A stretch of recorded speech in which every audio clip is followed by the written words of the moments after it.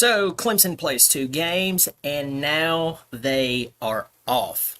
They are off before they play NC State next week in Death Valley, where a lot of people believes Clemson's definitely going to win this game. It's according to who you talk to, but a lot of people are leaning towards Clemson. I'm going to talk about the state of the program up to this point. Yes, we've only played 2 games, but it's a tale of 2 different games, 2 different looks offensively. Can we gain any idea of where Clemson really is at this point?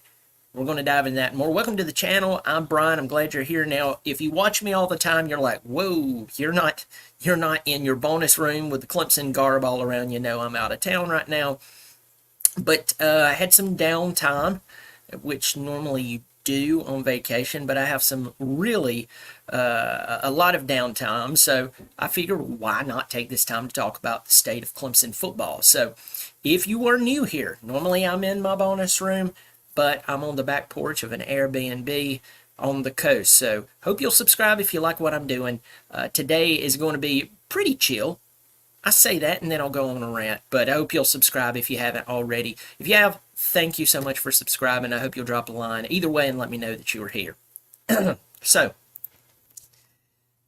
Clemson opens up 2 weeks ago tomorrow with Georgia. They lose 34-3. It was 0-0 at the end of the first quarter. It was 6-0 Georgia at halftime, and it was a really good fight. Like, you were like, wow, if you loved a defensive game, that was your game.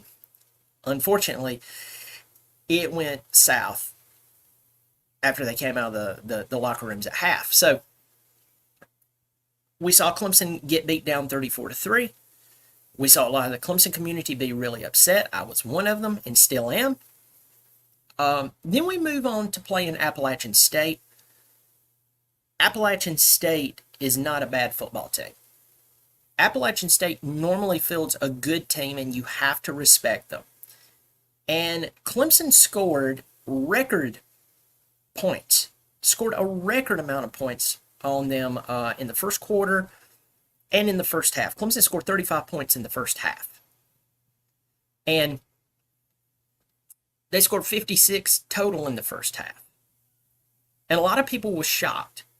Okay, Klubnik comes out. He's the first player in 25 years in FBS to have 2 rushing touchdowns, 5 passing touchdowns, and an over 90% completion percentage. And I don't even know if that's for just a half or a game, but either way, it was ridiculous. And I came on here and I talked about the difference in the playbooks. I was like, it looked like a totally different playbook. And let's just kind of pause there. I'm going to take myself apart here in this. Some of you, I have the comment section turned off just so I can focus, but you know, I'll get to the comment section here in just a second, as I always try to do on my live streams. But the easy rebuttal, especially if you're a Georgia fan or if you just don't like Clemson, or you're a big SEC fan, like you own all the team colors just in case one of them starts winning and you can put it on and claim you're part of the SEC, which is weird. But if you're a Georgia fan or fit in that other category, the obvious answer is like, duh, Georgia's that good. Georgia just came out and dominated. Take the loss. Georgia's just the greatest team ever. They're the best team that's ever played. If they played against Tom Brady and the Patriots, they'd destroy them. When Tom Brady and the Patriots was winning everything, they'd destroy them. They'd line up right now and play against Patrick Mahomes, and they'd put a part in his hair. That's your answer. That's your response. Obviously, Appalachian State is terrible. They're not Georgia. Well, I'd like to pause there for a moment. Georgia is really, really good. And for some of you who either you're just too drunk or too just, I don't know what your problem is. I just think you like to argue. I called that Clemson was going to lose that game by at least 2 touchdowns plus. And I got that right. I mean, that was hard to do as a Tiger. But I called that. But the point is that, yes, Georgia's a lot better than Appalachian State, but the problem is Clemson didn't even try offensively. And so for anyone who wants to say, well, they know better than to try, folks, I'm going to tell you this. When you go into a game or you go into a fight or you go into any type of competitive, whatever it may be, to where you're having to go up against an opponent, you don't go out there scared. You throw the kitchen sink at them. If you play not to lose the game, you lose the game. And if you play the game to not lose that bad, you lose really bad. And Clemson proved that. So if you have a pretty good idea that you're going to lose to Georgia, why not come out and just throw this kitchen sink at them. Go after them. Tell them we're not scared. If we're going to lose, we're going to lose. But Clemson didn't do that. Clemson didn't even try. On the other hand, there's some fans who were totally happy that the game and the game plan and the play calls against Appalachian State, oh, they're totally fine with it. They're like, hey, we get it. They didn't want to show their playbook to Georgia, but we'll do it against Appalachian State. And hey, listen, to each their own. People have their own opinions about it. That's the reason I started my own YouTube channel, is so I can talk about my own opinions, because I mean, transparently, I get sick and tired of sitting and listening to people lying to me and blowing smoke in my ears, telling me that Clemson's doing this and Clemson's doing that. And if I want to end the inner circle, I'd understand better. Here's what I understand: the plan hasn't been working, and that's the reason I approach the game the way I approach it. That's the reason that I approach Clemson football the way I approach it.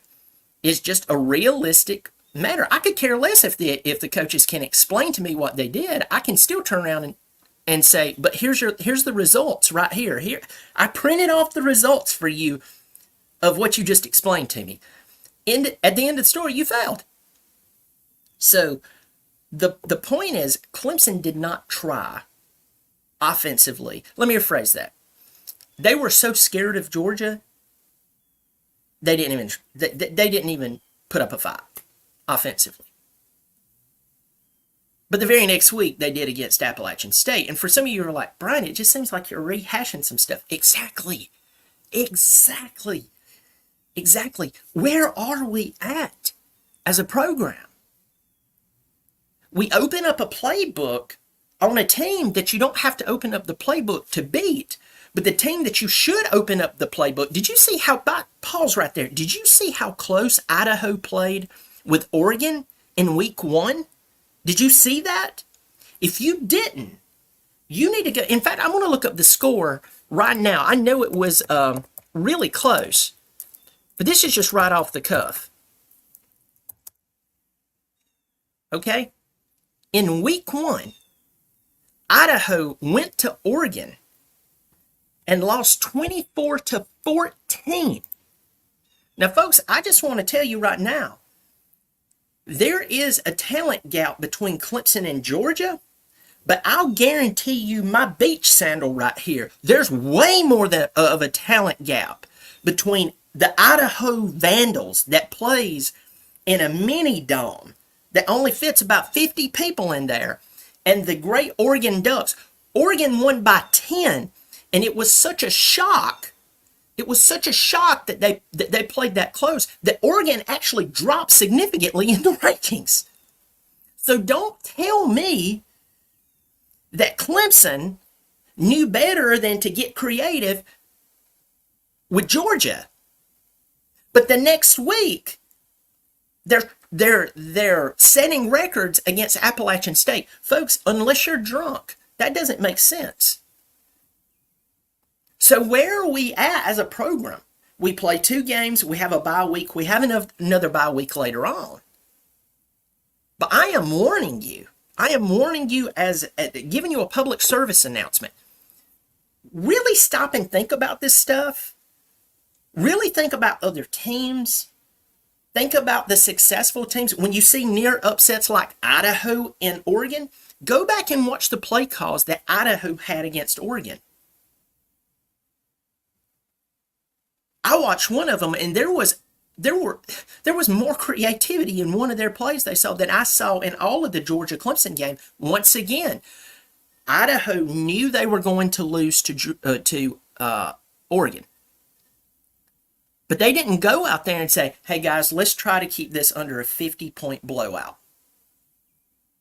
They went out and they said, we're expected to lose, so we're going to throw the kitchen sink at them.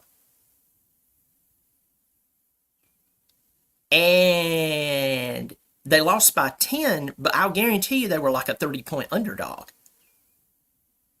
But Clemson, on the other hand, saves their offensive explosion for Appalachian State. That does not make sense. I don't care what any of the coaches say.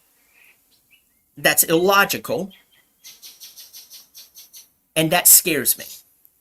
And that leads me into the state of the program. Are we going to continue to see Clemson clam up when they play big football teams? It's a good question. It doesn't make sense to me. I don't get it. Will Clemson become conservative against NC State next week? Will Clemson become conservative against Florida State and Tallahassee in about 3 weeks? But the only time they open up the playbook and get creative is against teams that they don't have to open up the playbook and get creative with. Folks, that does not make sense.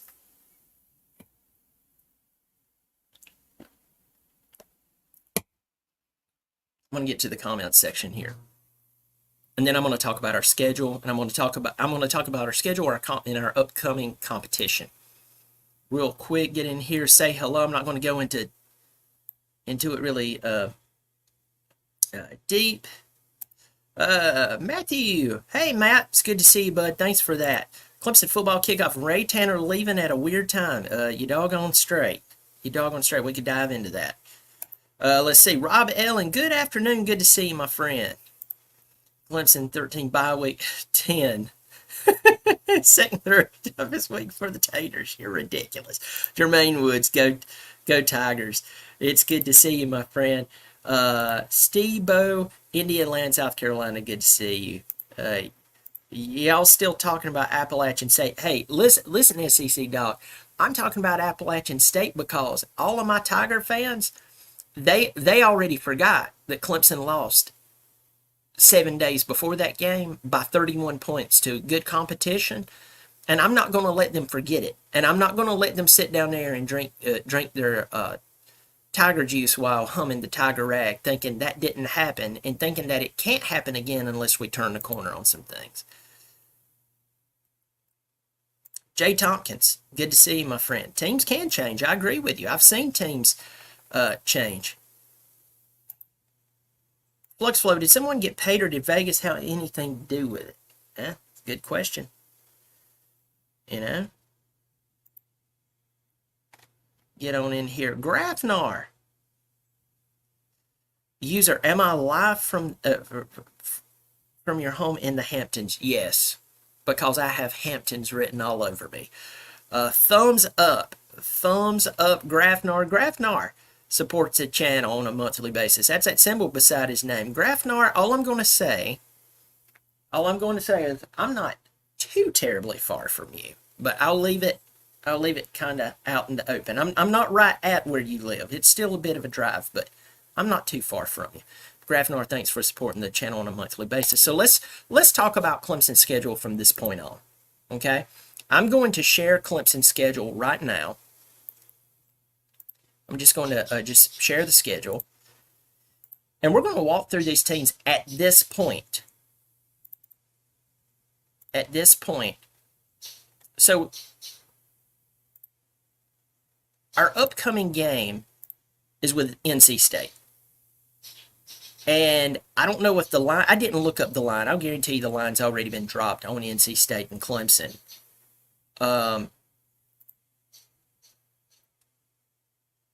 But right now, a lot of people believes, especially after NC State's terrible performance against Tennessee. Tennessee is really good, but I think NC State is also that out of sorts. And I see Clemson winning this game because NC State's strong point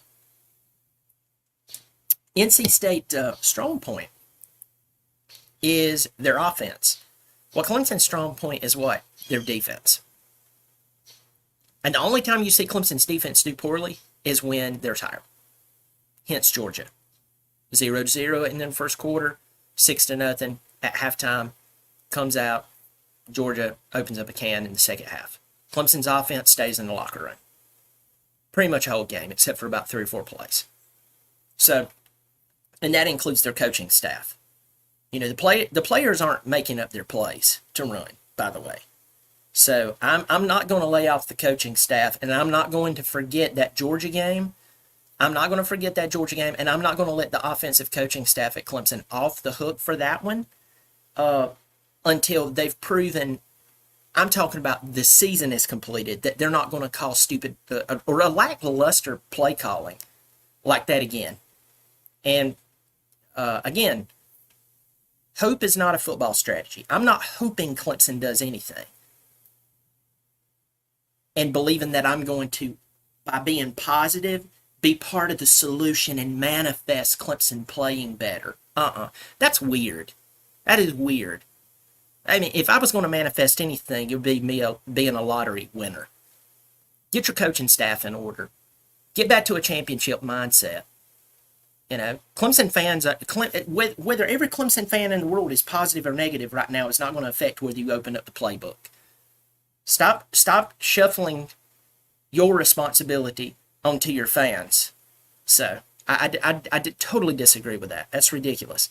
But if Clemson doesn't go back into their shell offensively, and they keep the playbook open, they keep being creative, and they continue to take shots down the field, and they put guys like TJ Moore and Bryant Wesco out there, and they're putting other receivers who doesn't need to be out there. I don't care who they are. I don't care how long they've been at Clemson. They put them on the sidelines because the best players should be on the field. If they do that, Clemson's going to win the vast majority of the remaining of their games. Did you hear that asterisk I put beside there? If Clemson's offense doesn't go back in its shell, and if Clemson's offense puts the proper players back out on the field, Bryant Wesco, TJ Moore, put those guys out there. If Stellato is healthy, he can catch great. Put him out there. Get the ball to Brennan Stowe. He's massive. He's massive, and he catches almost everything thrown to him. Put him out there. Fill the rock as needed. Do that. And if you do that, you're going to win the vast majority of your games. Let's go through this. NC State is a very winnable game. If Clemson does what I just said, they win the NC State game. They definitely win the Stanford game. Florida State, I believe Clemson definitely gave this game the favorite. Looking at this. Look at this. Clemson and Wake Forest. Clemson should win that game. Clemson should win that game. Louisville. We'll see how they play through this season. That's an asterisk game for us at this point, but I believe it being at Death Valley, I believe Clemson can definitely win that game. Clemson can definitely win this game. They can definitely win this one, and this one. And maybe some of you are sitting there going, whoa, you just said that Clemson can win out. Yeah, basically. Listen to me, the people who are happy that I said that, and then the people who's like, this guy's crazy. I just explained myself. Are you deaf? I'm sorry. I'm going to be that blunt and be that aggressive. Are you deaf? Did you not hear what I said before that? I'm going to say it again. As long as Clemson puts the right personnel on the field that they have, Wesco and Moore, and as long as they are continuing to be creative, aggressive, and they're taking shots downfield, Clemson can win out the rest of their games. And part of that is because even with the state of Clemson football where it's at, where they're rebuilding the offensive line via the new hire Matt Luke, and let's just say the quiet part out loud, these teams are terrible. These teams, they're terrible. Look at that. Let's go back up here. They've ended up not being that good. Their defense was way worse than even I thought. They're not that good. Florida State is, I think they're going to play a very emotional game, and it's not a gimme. This game's going to be tough because of the emotion behind it, because of the pressure on Norvell. That game's, I mean, it's Wake Forest. That's Virginia. Louisville, I'm not ready to say they're back. You're going to have to play that. This team's been a letdown. Pitt is a letdown. That's the flipping Citadel. And South Carolina, yeah, South Carolina just beat a bad Kentucky team after looking bad themselves. Again, the schedule is not that hard. If Clemson played Furman and UT Chattanooga and Georgia State and North Carolina A&T and Wofford, Clemson should win that. I mean, Clemson should win that easily. The schedule is not that weak, but the remaining teams are not that good, folks. So right now, the state of the program has me believing that Clemson, if they continue to put the right personnel on the field, and if they continue to be explosive, aggressive, creative, and take shots down the field, Clemson should win out. Not because there was some vast improvement, but because their schedule is weak, and the players that barely played against Georgia should have played against Georgia, and the creativity that should have been shown against Georgia should have been shown against them. And I've heard all the excuses, folks. And listen, everybody has an opinion. Everybody has an opinion, and that is great, and that's wonderful. That's mine. And I can tell you the weight, I'll tell you how dedicated I am to my opinion. Clemson played it safe against Georgia, and what happened? What was the score again? How many touchdowns did they lose by? +3? How many? That's what I thought. That's what I thought. Let's get in here to the comments section. I just turned it back on so I could see. Oh my goodness. Let's see. Vols whipped the pack. You are 100% correct. Yes, we did play Georgia. Let's get on through here. A couple of more comments. Let's see. If we can beat South Carolina and win the ACC, I'll be okay because we're not a playoff team. Let's pause there and let's talk about that. Kyle Allen. Kyle, you make a great point here. If Clemson goes to the college football playoff, and remember, it's tripled in size, everyone. We went from 4 teams. I felt like we should have had 8. I've lobbied for 8. I have no lobbying power. I'm just talking about it. I've lobbied for 8.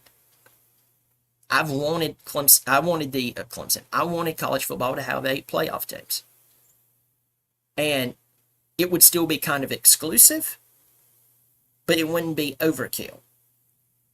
You would still have some at large. But anyway. One of the worst things that could happen for Clemson is to go through the rest of this schedule, play poorly, or play good enough to win, and they win out, they win the ACC championship, and then there's going to be a ton of people flock to this channel, and they're going to tell me, you see, you were wrong, you're too pessimistic, I needed to go over to that other website where they tell me everything's okay, and then when they're not telling me everything's okay, they're basically reading a depth chart to me. Yeah, we got so and so at right guard. He's 6'3", 310 pounds. His mom's a homemaker, and I don't care. What are you doing? I really don't care. I mean, anyway, I'm gonna go over there and I'm gonna let them tell me how good everything is, and then I'm gonna come back to your site and tell you, see, we made it to college football playoff. And then Clemson gets their butt handed to them unless they have seen a real change. They've seen a real they've seen real improvement. And right now, the mindset at Clemson scares the crap out of me because I don't know what to believe. So I lean towards what history has told me. History tells me that Clemson only shows up to play now after they don't show up to play the games that they were supposed to play. I'm going to say that one more time, and I want you to think about it in relation to this Georgia Appalachian State game. I'm going to say it. In relation to the Georgia and the Appalachian State game, and then if you take it back to last year to when Clemson blew it in the first half, over the first half of the season, the first 2/3 of the season. And they lost games they shouldn't have. When did they decide to show up? When everybody was mad and upset. That's the only time you have motivation as a coaching staff, especially Coach Sweeney and the offensive staff. That's when you decide to do your job, is when everybody's upset. That doesn't make sense. That's not championship mindset. And that's what happened last year. And that's supposedly, if you pay attention, what happened here. But if Clemson makes it to the college football playoff, but they really haven't improved, it's because, well, they did put some guys out there and let them play a little bit and open up a playbook a little bit, just enough to win. But they're really not championship across the mode, and they are across the board, and they get their head chopped off in the playoff. Folks, that will be terrible for the brand that is Clemson. And I just want to throw that out there. That would be terrible for Clemson. I would rather Clemson be left out of the playoffs than going into the playoffs and get humiliated. And a great example, look at Florida State from last year. Nobody remembers that season. Nobody. They just remember that 60-point blowout. To who? Georgia. That's right. Get on over here to the comment section. Going to fly through this. then I'm actually going to do another video. I'm going to preview a few games. So if you're up for hearing some previews here, I'll be going live here in just a moment, doing some previews for this coming weekend, which, well, is tomorrow. There's some games on tonight. I love giving this guy a hard time, but he's been accurate for years about Clemson football. All jokes aside, SEC Dog, thank you so much. Hey, listen to me, SEC Dog. You know what? If people just tell the truth, there'll be very few surprises. Glad you're here. Glad you're here. Going through here. Name top 3 teams in ACC. I say Miami, Florida State, NC State. As of right now, it looks like Miami and Clemson. But at this point, I don't know who would be number 3. I'm going to hold off on Boston College until after tomorrow when they play Missouri. If they beat Missouri, I'm not saying Boston College is back. I'm just saying they make a really good run for it. Let's go on down here.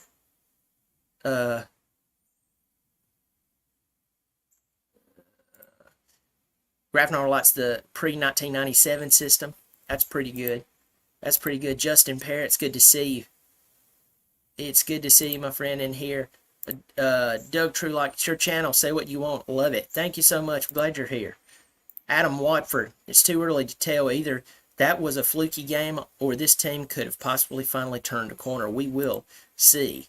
We will see. Georgia got lucky with that one. Should have been 31-3.